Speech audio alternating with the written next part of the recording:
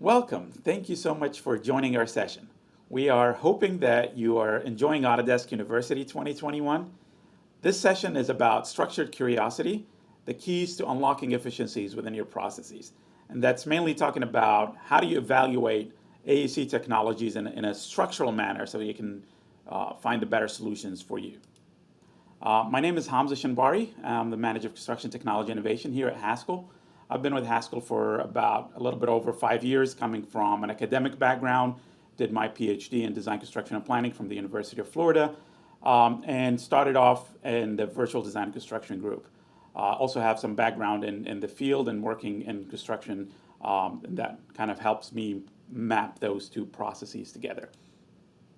Haskell is founded in 1965 by Preston Haskell, one of the founders of the Design Build Institute of Florida, Design Build Institute of America, sorry.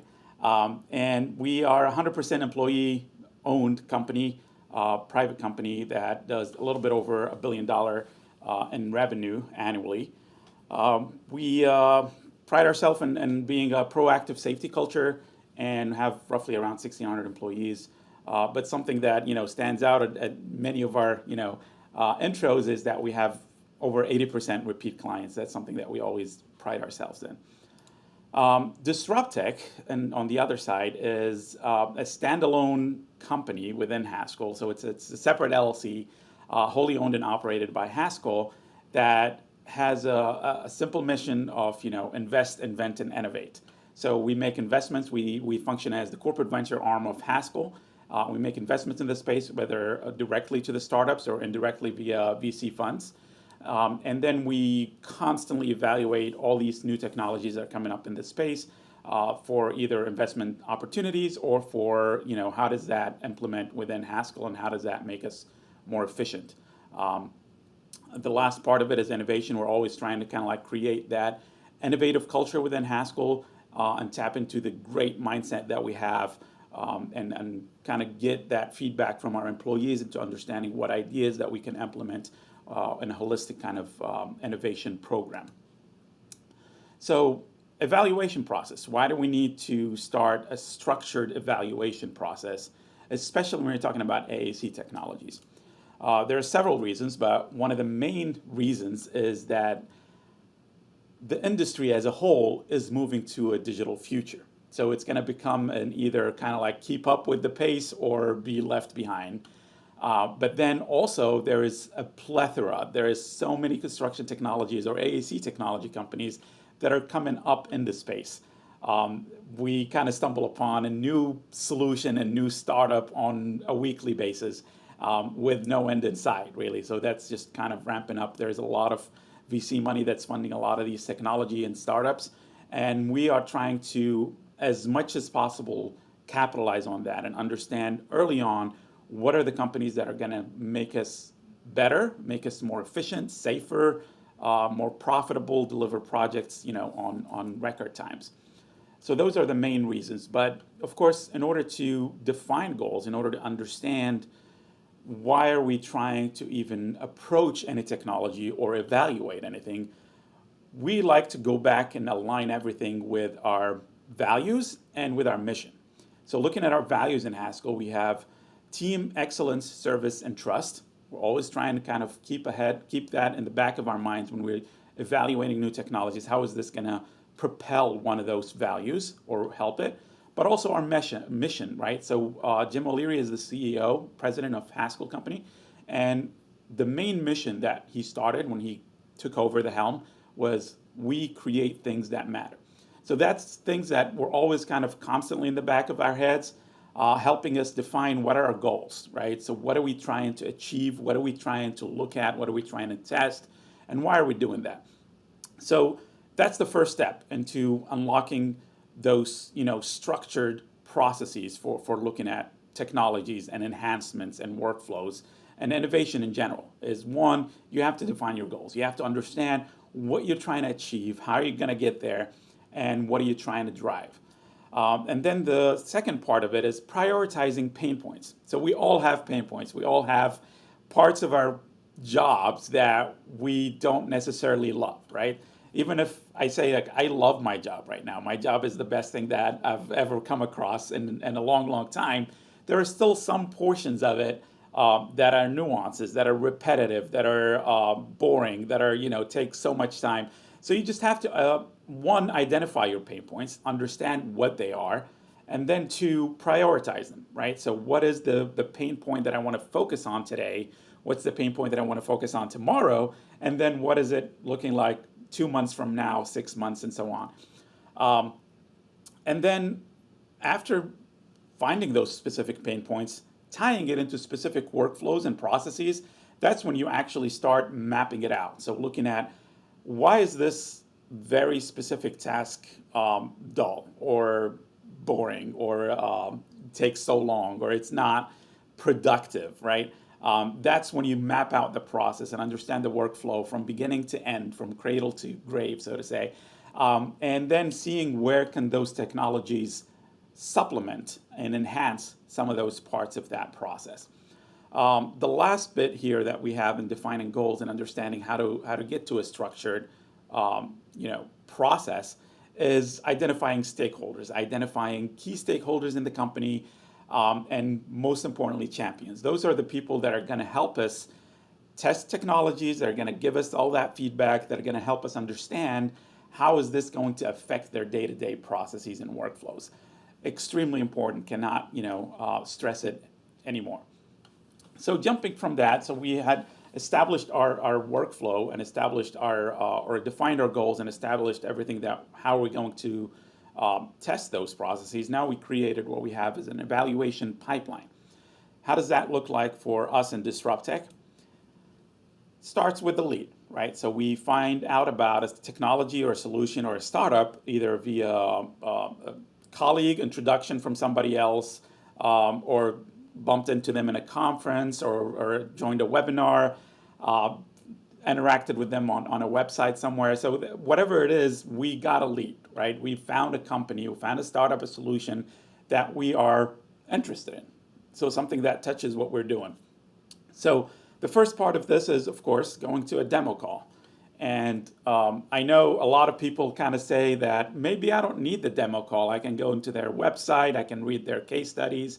And as much as I try to do that in my own way of evaluating some of the technologies, you really can't see a lot of the value and a lot of the hidden elements unless you sit down on a demo call and actually see it in action, interact with the people and ask those questions that pop up every now and again.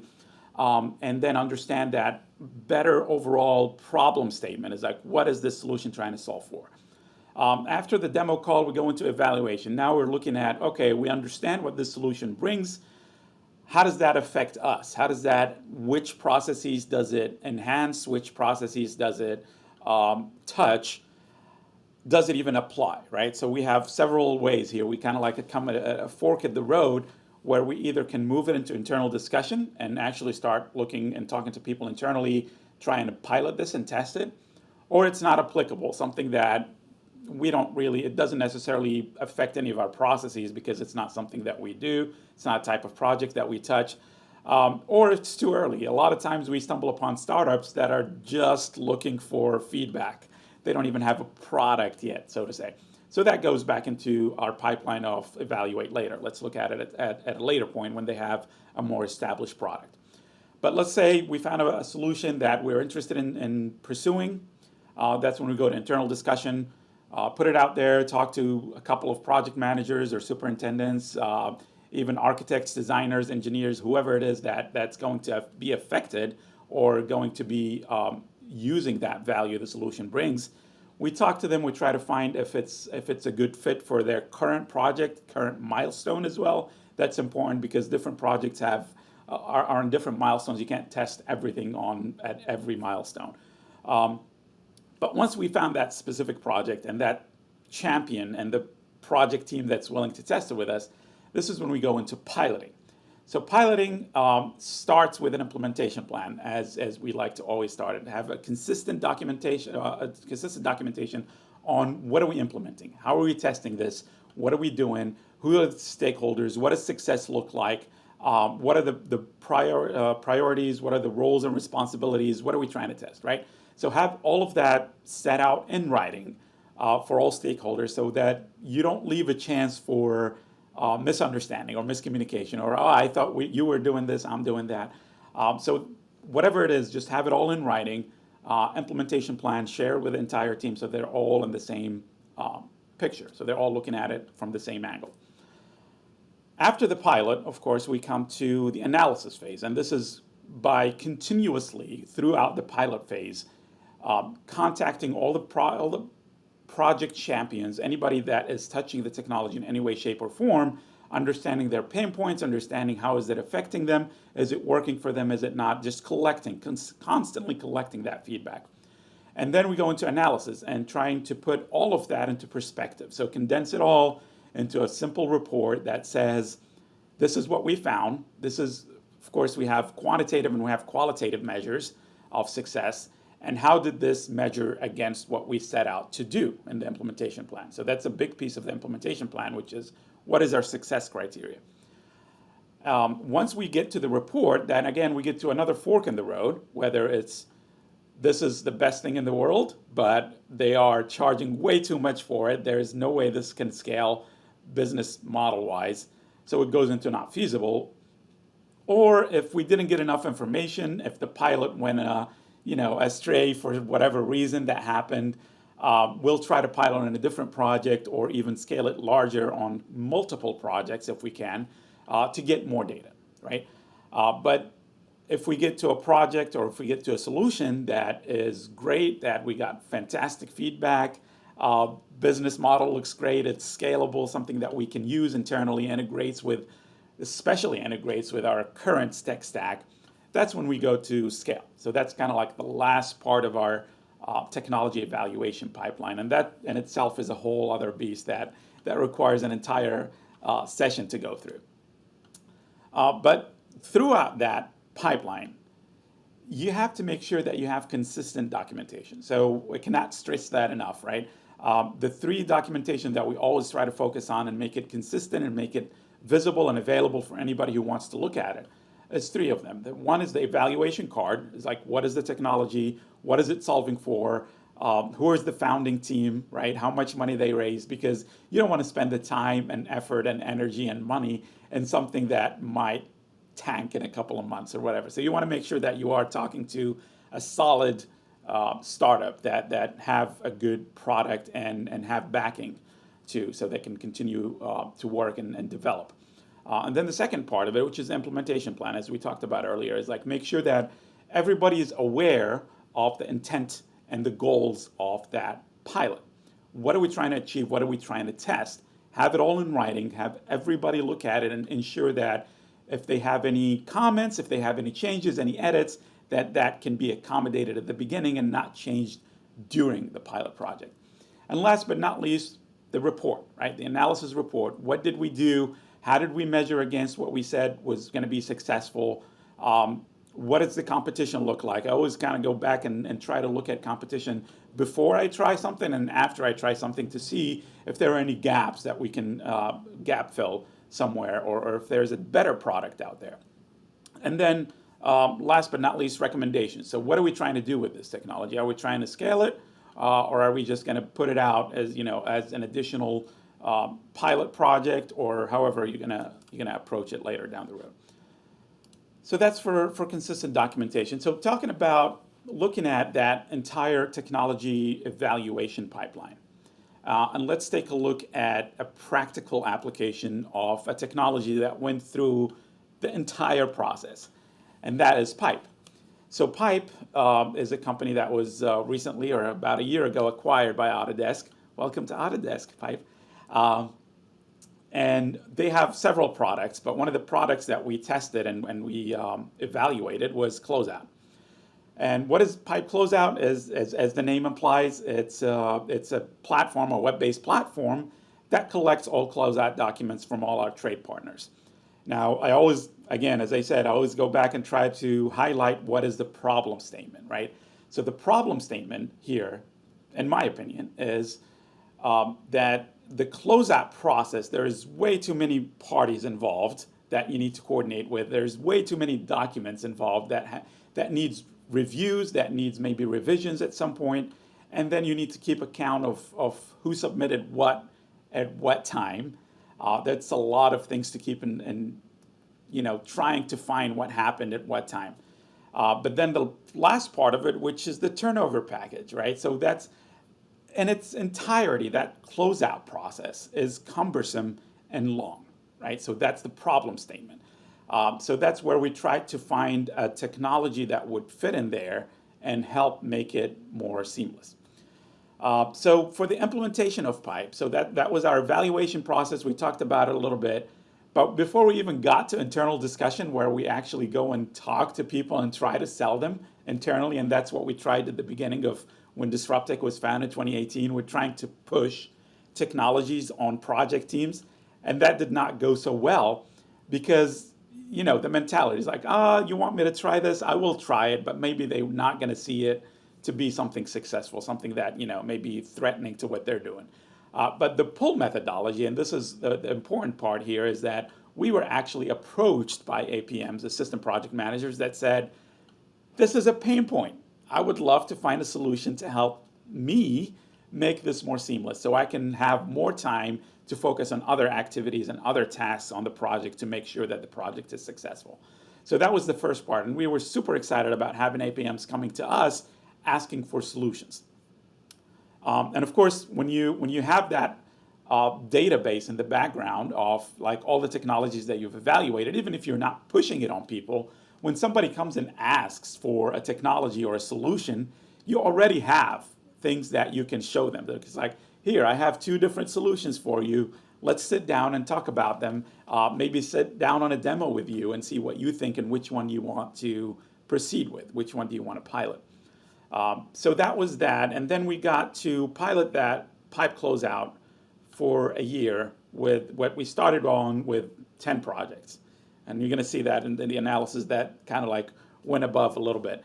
But what we did is we continuously got feedback from the project team. So we set them up with onboarding with the Pype implementation team and customer success team that did a fantastic job just looking at, how do we help you? What do we need to do? And what are the next steps? And constantly kind of being in communication with the project team just so that you don't throw something at them and wait for them to figure it out on their own.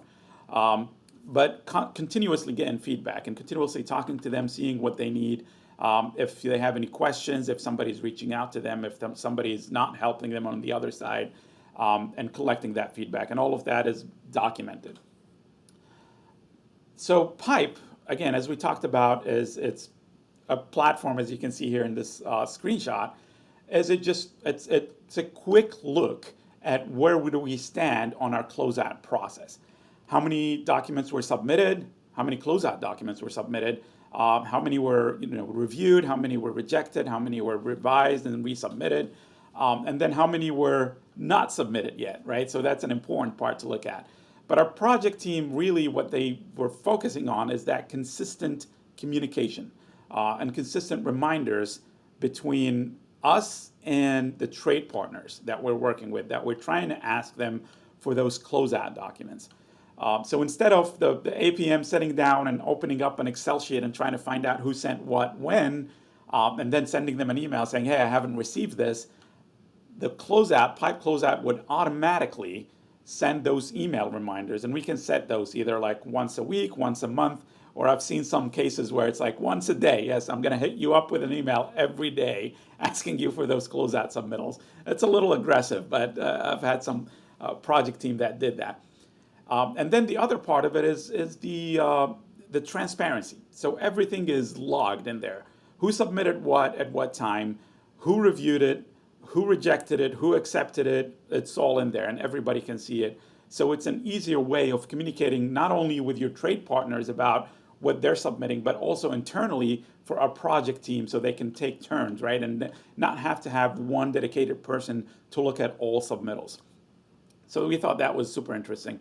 The initial results, and that's something that we started seeing from the 3rd to 4th onboarding call, is those are like our initial kind of gut feel feedback from us and from the project team that says, all right, so we're looking at this. What does it look like? I think the submittal log that we're getting out of Closeout is pretty accurate.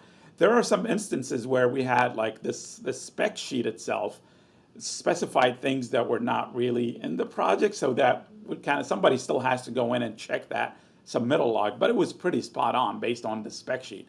And that allowed us to communicate that in a more timely manner with our trade partners, which made them in turn submit those documents in a timely manner for us to review before we even get to that crunch time. Let's do it. Well, we need this now. We need this now. We need to close this project. And then a more seamless turnover, because turnover package, if you know anything about creating those turnover packages, we're going to talk about it in a little bit in our further analysis. It's cumbersome. It's a lot of effort to put all of those documents that you received from everybody in one package and send it to the client. So that's what we saw immediately, kind of like initial gut feel from this pilot project, is that we might be onto something here. This is great. But of course, that's all rainbows and butterflies, that's all great. But how does this actually look like in numbers, right? I'm a very hardcore kind of quantitative guy more than the qualitative aspect. Is like, what does this give me, right?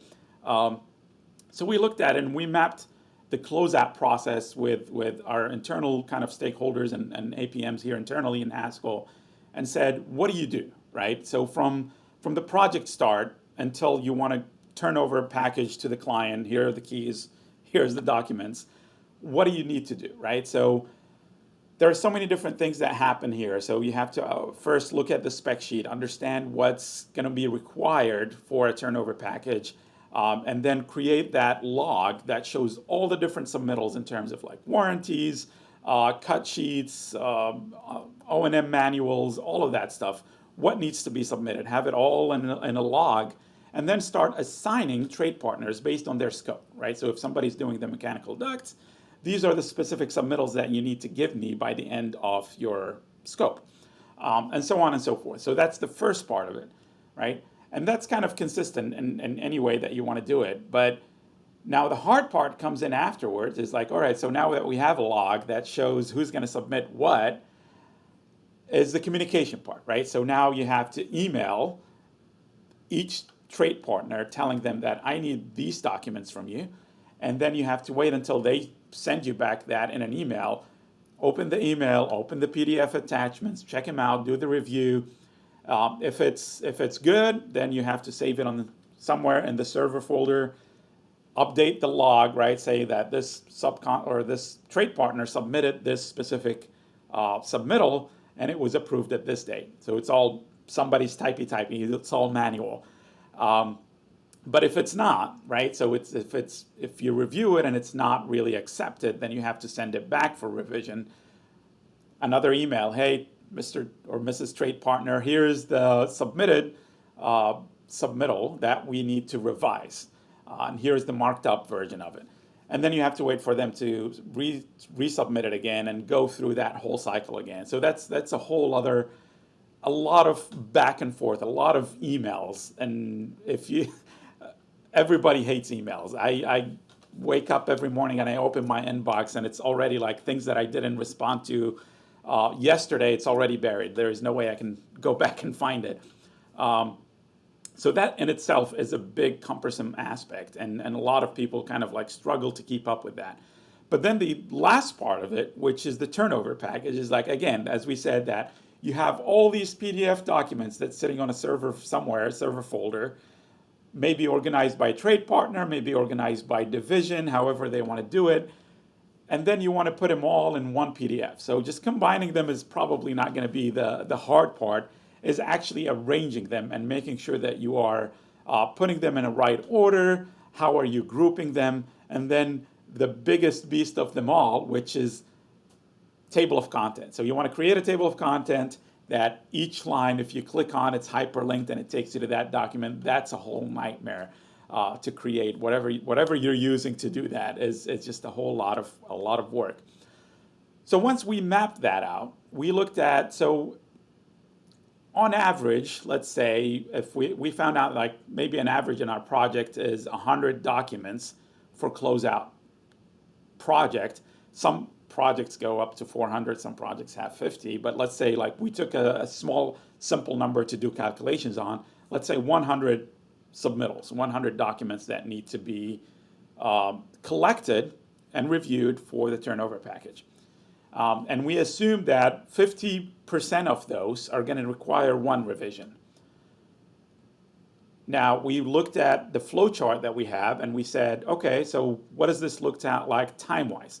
And we categorize each one of those activities in the workflow that says, green is 1 hour, yellow is 2 hours, and then red is 3 hours, right? We kept it simple, even though we put it in ranges, but we kept it simple. So 1, 2, 3. And when we did the calculation, on 100 documents, 50% of them have to be revised once, and that gave us to 670 hours. So that's 84 business days, like from start to finish, from 8 to 5, that's all you're doing. It's 84 days. That's a lot of time. So there's just a quick reminder for everybody that's working on a construction project is do not wait to start your closeout process 2 weeks from closeout, right? So you have to start this like way early. I would say like at least 3 months is a good spot that we found. But looking at what does the same process look like with Pype Closeout implemented? So of course, this first part is the same thing, right? But instead of reading everything and understanding what's going to be submitted, you upload the spec sheets into Pype, and it would automatically read through that and generate a submittal log. Now, somebody still has to go in manually and understand, because you can't teach that to AI yet, which is like, what is the scope, right? So each submittal or each document have to have a responsible party, responsible trade partner, and that has to be assigned manually. So that's the only kind of activity that you can see in this whole workflow that's in red. That takes like 3 hours. After that, it's really just click a button, and all of this is consistently reminding all trade partners of all submittals that are assigned to them. All closeout documents that needed from them, they get an email about it, however you set it in the system. If you want it to be a weekly reminder, a monthly reminder, they'll get that email and say, hey, you have document A, B, and C, you submitted A, that's great, but you haven't submitted B and C, can you please do that? And then you get them the timeline. So in order to do the comparison and like make sure that you're looking at it apples to apples, is we ran through the same exercise that we did earlier. So 100 documents, 50% is going to be revised once. Going through this process, that gave us 357 hours. That's 45 business days. Again, from 8 to 5, that's somebody's dedicated, that's what they're going to do. But it's still a lot of savings on time. And this is what we saw like in the conclusions, is that we have 46% reduction in APM times just chasing those closeout documents. So part of the conclusions also is like we started off with 10 projects and we wrapped up to 13 just because, people talk to each other like, oh, you're doing that in Excel. What are you doing? We have this cool tool over here. So we onboarded 3 additional projects throughout the pilot and collected roughly around 2,800 documents. That's a lot of documents to keep track of in an Excel sheet. So that's the quantitative part of it. And we are very pleased with the 46 reduction in time because that allowed our APMs and our project managers to focus on more important aspects rather than trying to chase documents, right, and making sure that everybody submitted. But looking at it also qualitatively, so yes, the numbers are hard, everything is fine, but we also want that feeling, a gut feeling of that ease of use, how did they perceive the solution. So we go back and survey all our Haskell employees that used the tool, and we also surveyed the trade partners that submitted through Pype Closeout. And part of it is like if you look at the first part, which is the Haskell folks, 90% said they were extremely happy with it. It made their lives easier, not trying to kind of track everything and understand where these documents are, where do they sit, how do we sit. And at the same time, 85% recommended that they would use Pype in a future project, either for themselves or they would recommend it to a colleague saying, hey, you should be using this.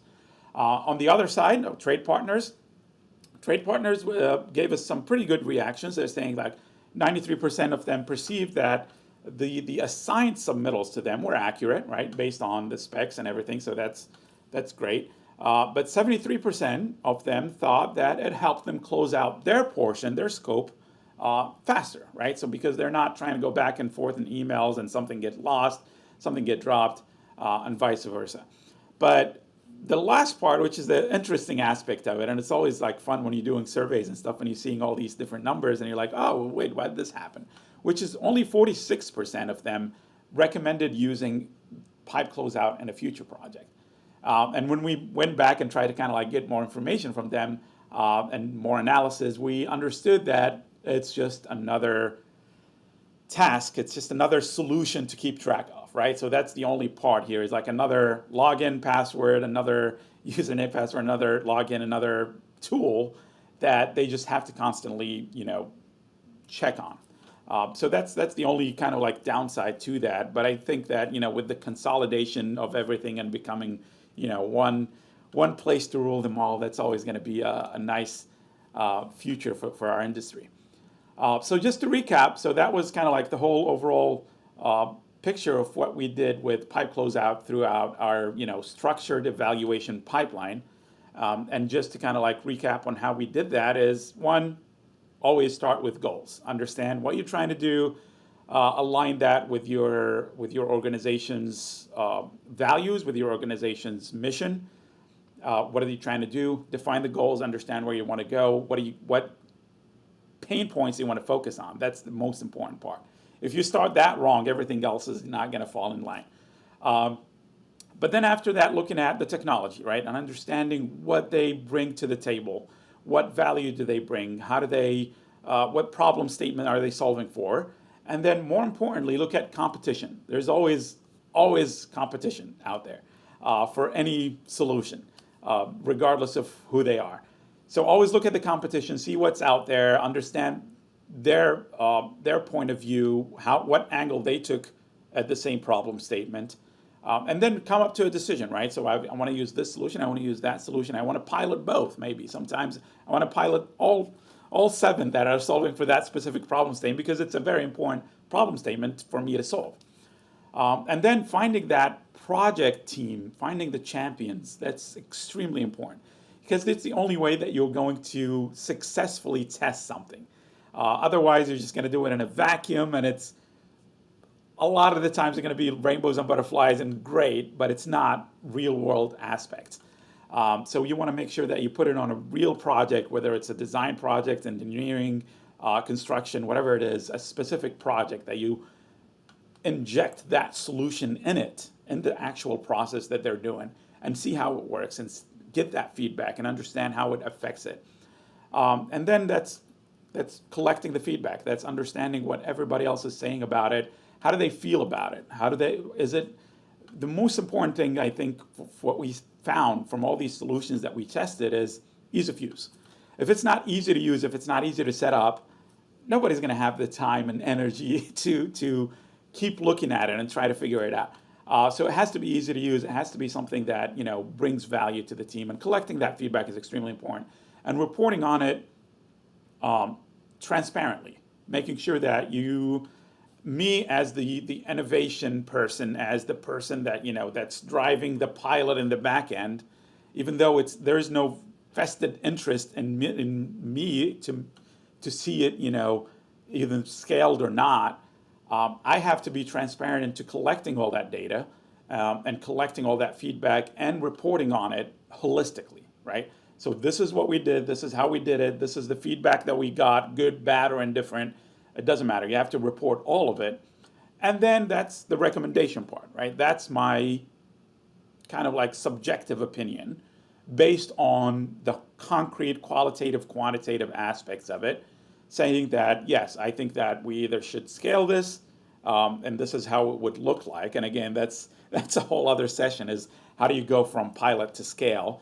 Or this is maybe good, but it's really not feasible because their pricing structure is just horrible. And we've come across startups like that. They wanted $1 million a month for whatever they're trying to sell.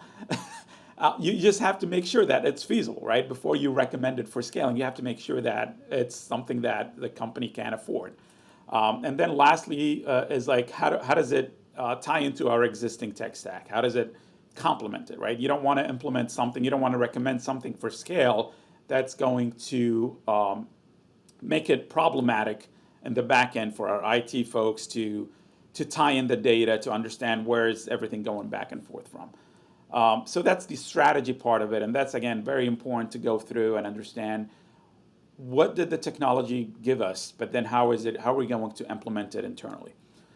So with that, I hope this was very helpful in showing you how structured curiosity can get us from a lead, from hearing about a solution somewhere, all the way to either scaling it internally or saying this is not something that we want to look further into it. But I hope you enjoyed it, and I'm open to taking questions. We'll turn it back to AU now.